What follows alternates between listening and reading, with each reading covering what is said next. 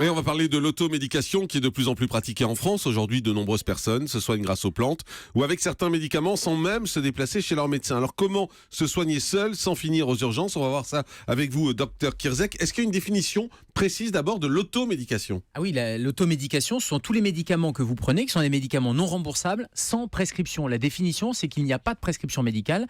Les médicaments que vous prenez pour le cœur, pour la tension artérielle ou à visée neurologique, il y a une prescription médicale et sans cette prescription, vous ne pouvez pas aller chez votre pharmacien qui ne va pas délivrer le produit. Là, les médicaments d'automédication, il n'y a pas besoin d'ordonnance. Et il y a deux types d'automédication. Il y a des médicaments qui sont en libre accès à la pharmacie, c'est-à-dire que vous n'avez même pas besoin d'avoir le conseil du pharmacien. Ils sont souvent à l'entrée de la pharmacie, marqués médicaments en libre accès.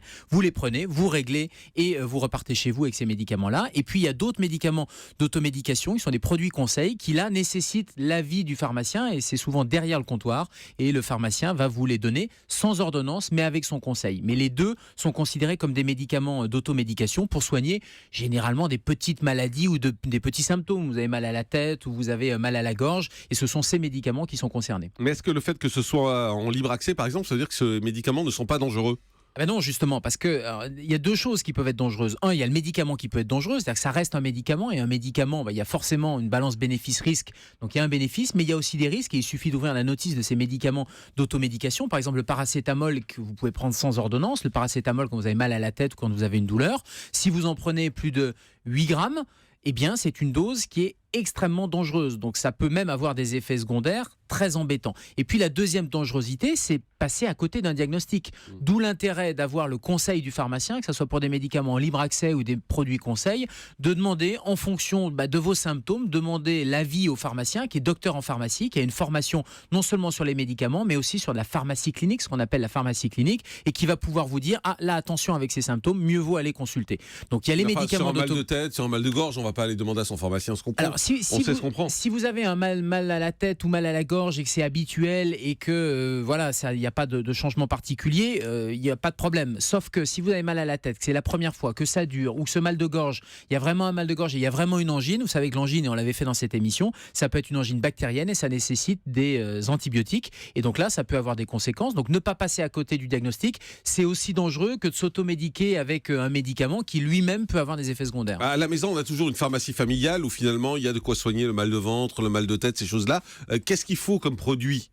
Alors, il y a la pharmacie familiale. Dans la pharmacie familiale, il y a des produits d'automédication, mais il y a aussi très souvent les produits qu'on garde, parce que comme le conditionnement fait que on n'a pas passé toute la tablette ou toute la plaquette, on va laisser ces médicaments. Mais on se dit, ça peut resservir. Ça peut resservir. Déjà, ça, c'est pas de l'automédication, et non, ça ne peut pas resservir. Et je pense en particulier aux antibiotiques. Une fois que vous avez des antibiotiques qui ne sont pas utilisés parce que c'était 5 jours de prescription et il en reste pour 2 jours, vous les ramenez à la pharmacie, ils vont les recycler, mais vous ne les stockez pas dans votre pharmacie. Si on a des antibiotiques pour une crève et qu'on a la crève après, on peut pas les reprendre? Non, parce que Jean-Marc, une crève, ça veut rien dire déjà une crève. S'il y a eu des antibiotiques, c'est qu'il y avait une infection bactérienne et c'est que votre médecin il vous a prescrit ces antibiotiques et c'est pas parce que ça a marché sur votre crève d'il y a 3 mois que ça va marcher sur la crève dans 2 jours. Et de même que les médicaments que votre voisin a pris ou votre enfant a pris, ça va pas fonctionner pour un autre membre de la famille. En tout cas, c'est pas de l'automédication et là, il faut pas le faire. Donc ramenez-les plutôt à la pharmacie. En revanche, ce que vous pouvez avoir, c'est des médicaments d'automédication et des produits conseils. Par exemple, si vous avez des brûlures d'estomac, il y a des anti-ulcéreux qui sont en cas de brûlure occasionnelle.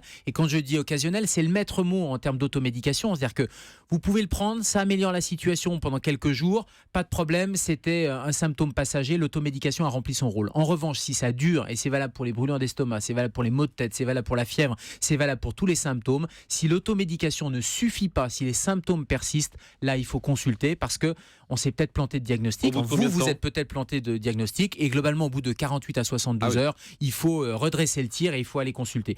Donc c'est bien d'avoir dans la pharmacie des anti-ulcéreux, c'est bien d'avoir dans la pharmacie des médicaments contre les maux de tête, des antalgiques ou contre les douleurs. Donc plutôt aspirine ou plutôt... Non, plutôt paracétamol, pas l'aspirine. On sait que l'aspirine, ça peut avoir des conséquences. L'aspirine, qui est un produit là aussi qui est en automédication, on sait que ça fait des trous dans l'estomac et que prendre de l'aspirine au long cours, alors il y a eu pas mal d'études qui disaient c'est bon, c'est un anticancéreux, etc.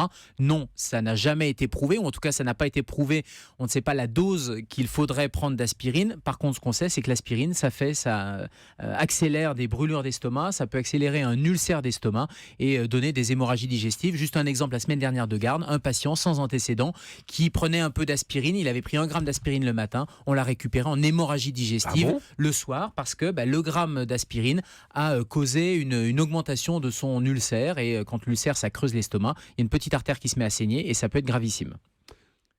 Oui, les antitussifs, parce que souvent on a de la toux. Quand on a de la toux, donc là aussi les antitussifs, ça peut être bien. Vous me posiez la question, Jean-Marc, de qu'est-ce qu'on met dans la trousse à pharmacie familiale. Les antitussifs, donc quand la toux débute, quand il fait un peu plus tout grasse ou tout sèche?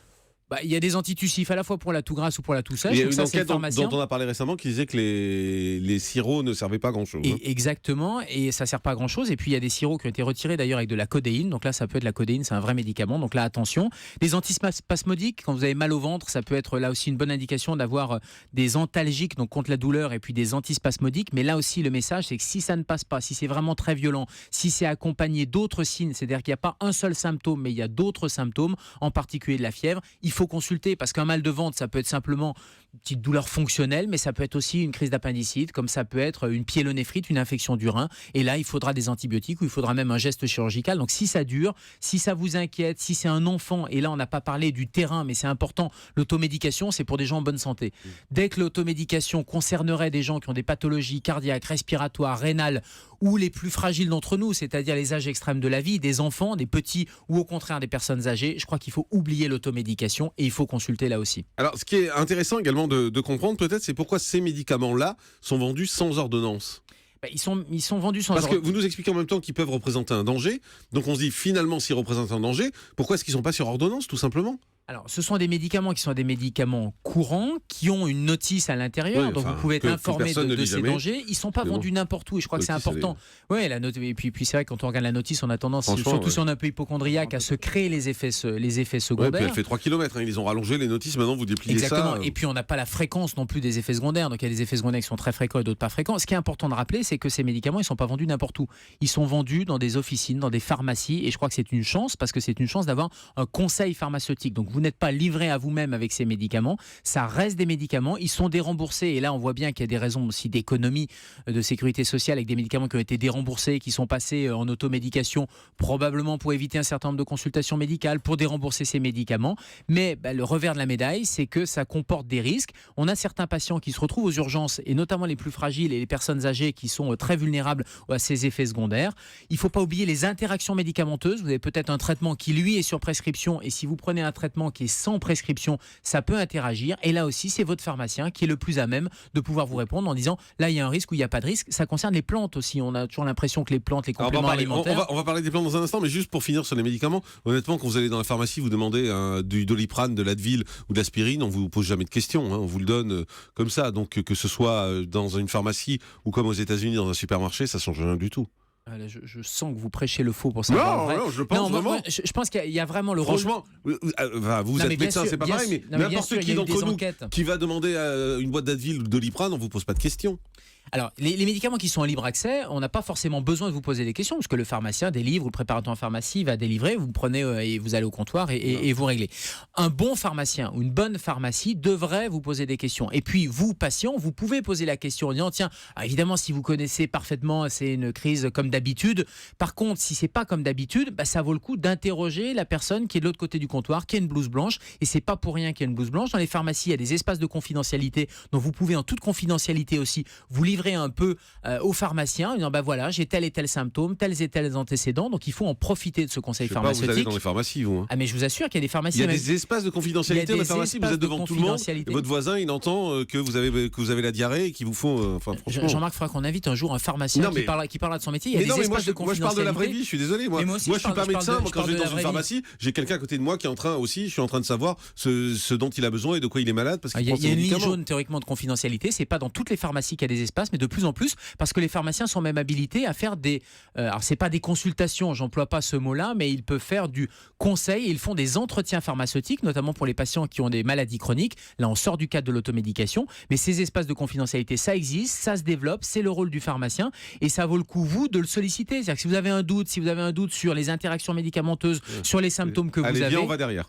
Allez, viens, on va derrière. Exact. Vous n'avez pas forcément envie de livrer toute votre vie. C'est vrai que moi, je m'en mêle quand il y a un patient devant moi qui pose. Je me mêle de la conversation. Donc ça veut dire que vous entendez la conversation. Donc vous dites comme moi. Mais je dis il n'y a comme pas de vous, confidentialité du tout dans la pharmacie. Et ça pousse le pharmacien à se dire bah oui, il y a un problème de confidentialité, donc je vais me mettre un petit peu à l'écart. C'est ça.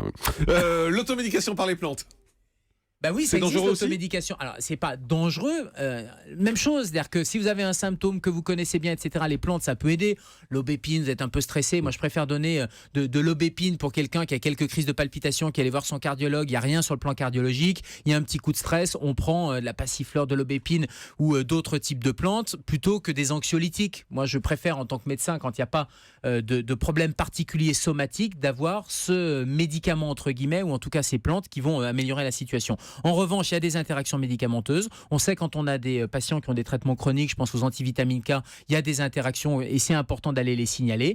Il y a des bases de données qui existent. Le pharmacien, il ne sait pas tout non plus par cœur. Il a des bases de données et en fonction du médicament que vous prenez sur ordonnance, il va regarder s'il y a une interaction avec les plantes. Parce que oui, il y a des effets secondaires, y compris avec les plantes et les compléments alimentaires.